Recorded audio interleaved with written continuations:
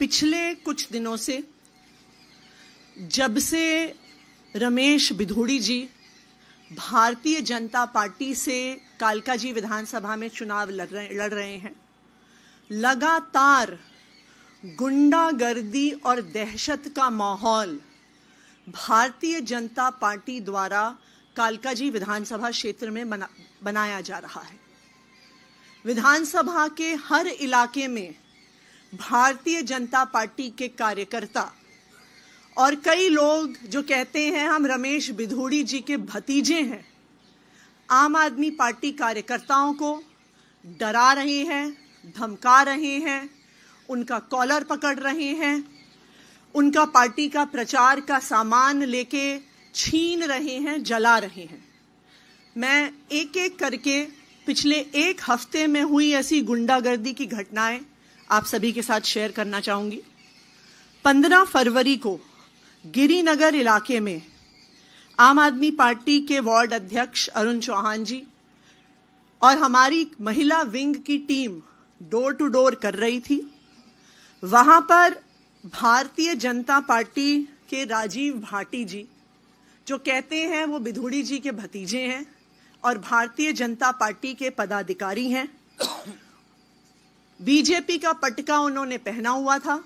वो हमारे कार्यकर्ताओं के पास आए, गाली गलौज किया, उनके हाथों से स्टिकर छीने, उनके हाथों से पैम्फलेट छीने और वहां पर गाली गलौज करने के बाद आम आदमी पार्टी के पर्चों को जलाया और आम आदमी पार्टी के स्टिकर्स को जलाया। 19 जनवरी 2025 गोविंदपुरी गली नंबर 3 में दीपा सिंह जी नाम की आम आदमी पार्टी की एक कार्यकर्ता हैं। उनको रात को 11:40 पर रमेश बिधूड़ी जी का व्हाट्सएप पर कॉल आया। 9811039678 फोन नंबर से रमेश बिधूड़ी जी ने दीपा जी को कहा कि तुम पहले भारतीय जनता पार्टी में होती थी कई साल पहले, तो वापस आ जाओ। जब उन्होंने मना किया और कहा कि हम तो अब आम आदमी पार्टी में हैं, आतिशी जी के साथ हैं, तो बिधूड़ी जी ने कहा ये आतंकवादियों की पार्टी है, 8 तारीख के बाद आतिशी जेल जाएगी, उसको अंदर करवाऊंगा और साथ में तू मेरे साथ बाहर नहीं निकली तो तुझे भी अंदर करवाऊंगा 8 तारीख के बाद। ये रमेश बिधूड़ी जी ने खुद फोन करके आम आदमी पार्टी की एक महिला कार्यकर्ता को धमकी दी। 19 तारीख को ही गोविंदपुरी गली नंबर 5 में हमारे एक कार्यकर्ता का रिश्तेदार अंकित गुप्ता दिल्ली के बाहर से आया हुआ था, डोर टू डोर प्रचार कर रहा था। भारतीय जनता पार्टी के कार्यकर्ताओं ने उसका पटका छीना, उसको थप्पड़ मारा और जो पर्चे उसके हाथ में थे उनको जला दिया। 20 जनवरी कल नवजीवन कैंप के एफ ब्लॉक में 2 दिन पहले भारतीय जनता पार्टी की टीम, कई बच्चों को उन्होंने लगाया हुआ था स्टिकर्स चिपकाने के लिए, पोस्टर चिपकाने के लिए। जब हमारी एक कार्यकर्ता विजेता कुमारी जी ने इस पे ऑब्जेक्शन किया तो वहीं पर खड़े होके भारतीय जनता पार्टी के कार्यकर्ताओं ने आम आदमी पार्टी की महिला कार्यकर्ता से गाली गलौज करी। कल ये भी 20 तारीख को 1 नंबर गली गोविंदपुरी में, और इसकी कल मैंने शिकायत भी करी इलेक्शन कमीशंस के ऑफिसर से, मनीष बिधूड़ी जी जो कहते हैं कि वो रमेश बिधूड़ी जी के भतीजे हैं, इन्होंने हमारे कार्यकर्ताओं के साथ गाली गलौज किया और कहा घर बैठ जाओ वरना हाथ पैर तोड़ देंगे। 21 तारीख को गिरिनगर में मानव कल्याण कैंप के सामने फिर से इन राजीव भाटी जी ने हमारे एक कार्यकर्ता रोशन चौहान जी को रोका, उनको कहा कि भारतीय जनता पार्टी में आ जाओ। फिर उनको कहा कि रमेश बिधूड़ी जी आपसे फोन पे बात करना चाहते हैं। राजीव भाटी जी ने अपने फोन से रमेश बिधूड़ी जी को फोन लगाया, रोशन चौहान जी से बात करवाई। रमेश बिधूड़ी जी ने उन्हें बोला कि बहुत प्रचार कर रहे हो, बहुत फुर्ती आ गई है तुम्हारे अंदर, कहा कि भारतीय जनता पार्टी में तुम पहले थे, वापस आ जाओ। जब उन्होंने कहा मैं आम आदमी पार्टी के साथ हूं और रहूंगा, तो रमेश बिधूड़ी जी ने उनको कहा कि तुम्हारी बेटी का ग्रेटर कैलाश में घूमते हुए मेरे पास एक वीडियो है, तू घर से बाहर निकला तो तेरी बेटी का वीडियो वायरल कर दूंगा। तो हम साफ साफ देख सकते हैं कि भारतीय जनता पार्टी के प्रत्याशी रमेश बिधूड़ी जी, उनके अलग अलग कार्यकर्ता, उनके भतीजे आज चुनाव नहीं लड़ रहे हैं। आज वो पूरे इलाके में सिर्फ और सिर्फ गुंडागर्दी फैला रहे हैं। आज इन सारे मुद्दों पे हम इलेक्शन कमीशन को कंप्लेंट करने वाले हैं कि रमेश बिधूड़ी जी पर, उनके कार्यकर्ताओं पर, उनके भतीजों पर एफआईआर दर्ज की जाए और सख्त से सख्त कार्रवाई करी जाए। अब मैं अरविंद जी से कहूंगी वो अपनी बात रखें। अभी जो आतिशी जी ने कहा ये बेहद बेहद चिंताजनक है। जिस तरह से गुंडागर्दी और हिंसा भारतीय जनता पार्टी फैला रही है, ये जो आतिशी जी ने कहा ये वारदातें केवल उनकी विधानसभा तक सीमित नहीं है। पूरी दिल्ली के अंदर मेरे पास न जाने कितने हमारे कैंडिडेट्स आ चुके हैं। मेरी अपनी विधानसभा में, राजेंद्र नगर में, इधर उधर कई जगहों पर हमने देखा है और शिकायतें आ रही हैं कि भारतीय जनता पार्टी पूरी तरह से गुंडागर्दी के ऊपर उतरी हुई है। कोई भी पार्टी या कोई भी कैंडिडेट हिंसा क्यों करता है? उसे हिंसा करने की जरूरत क्यों पड़ती है? वो तभी हिंसा करता है जब वो देखता है कि बाकी अन्य अहिंसात्मक तरीके से, शांतिपूर्ण तरीके से उसका जीतना असंभव है। जब उसके पास कोई नैरेटिव नहीं होता, जब जनता उसके साथ नहीं होती, जब जनता उसकी बात नहीं सुन रही होती, तब वो फिर हिंसा पे उतारू होके येन केन प्रकारेन वो चुनाव जीतने की कोशिश करता है। आज दिल्ली में भारतीय जनता पार्टी की यही हालत है। पूरी दिल्ली में भारतीय जनता पार्टी अपनी ऐतिहासिक हार की तरफ धीरे धीरे, या मैं कहूँ तेजी से बढ़ती जा रही है। ये हार ऐसी होने वाली है भारतीय जनता पार्टी की, शायद भारतीय इतिहास के अंदर लिखा जाएगा कि एक पार्टी थी जो इतनी बुरी तरह से हारी। उसकी वजह से अब इसकी कमान अमित शाह जी ने संभाल ली है केंद्र में, और पूरी दिल्ली पुलिस को कानून व्यवस्था से विड्रॉ कर दिया गया है। और पूरी दिल्ली पुलिस को विड्रॉ करके उनको केवल और केवल भारतीय जनता पार्टी के चुनाव प्रचार में करने में, पूरी दिल्ली पुलिस अब भारतीय जनता पार्टी का चुनाव प्रचार कर रही है। और चुनाव प्रचार कैसे कर रही है? भारतीय जनता पार्टी के गुंडों को गुंडागर्दी करने में संरक्षण देते हैं या फैसिलिटेट करते हैं, पार्टिसिपेट भी करते हैं। पूरे खुलेआम गुंडागर्दी चल रही है, पैसे बांटे जा रहे हैं, सामान बांटे जा रहे हैं, साड़ियां बांटी जा रही हैं, और पुलिस वहीं खड़ी होती है।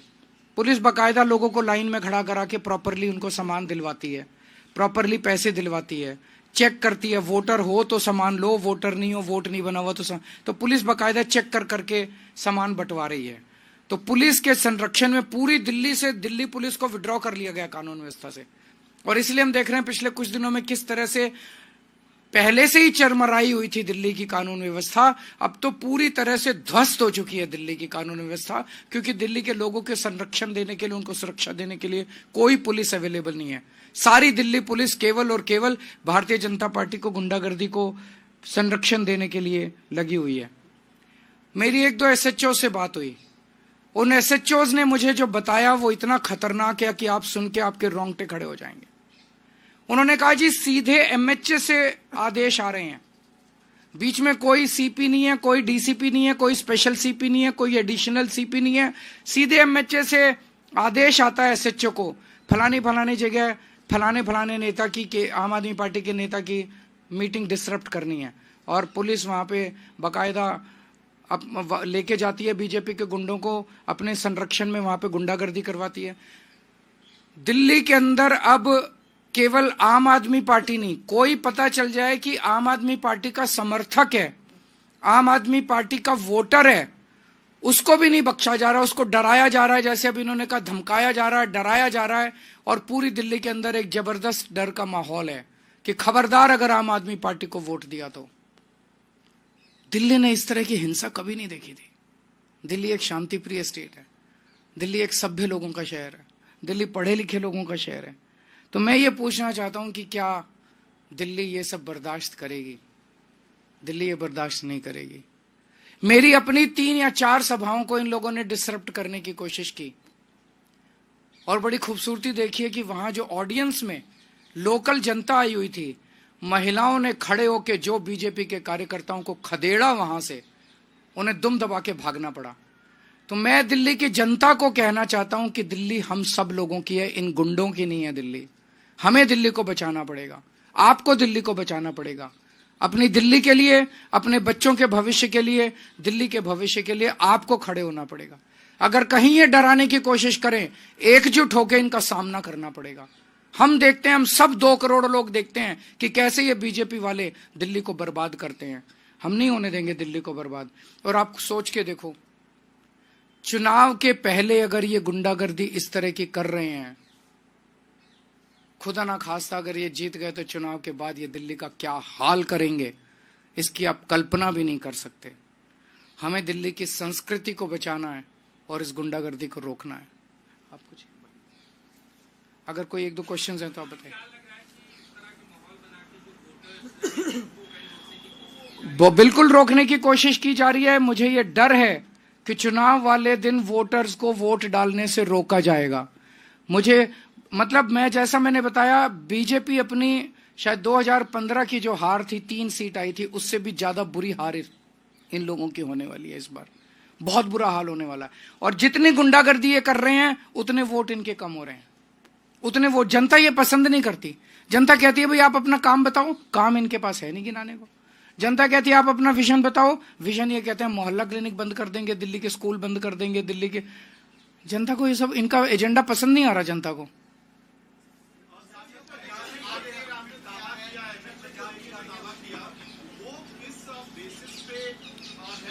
आपको सारे बता दिए, जो एक डेट वाइज, आदमी वाइज इंसिडेंट्स बता रही हैं आतिशी जी। दिल्ली की सीएम आपको इंसिडेंट्स बता रही हैं। उन्होंने लिखित में चुनाव आयोग को शिकायत की है। इनको सबको गिरफ्तार किया जाए। जिन जिन लोगों का नाम अभी आतिशी जी ने लिया, अगर चुनाव दिल्ली में निष्पक्ष होने हैं, कम से कम चुनाव तक इन लोगों को गिरफ्तार करके अंदर रखा जाए। अदरवाइज तो ये खुलेआम है कि पुलिस तो हमारी है। जब सैया भय कोतवाल तो डर काहेगा।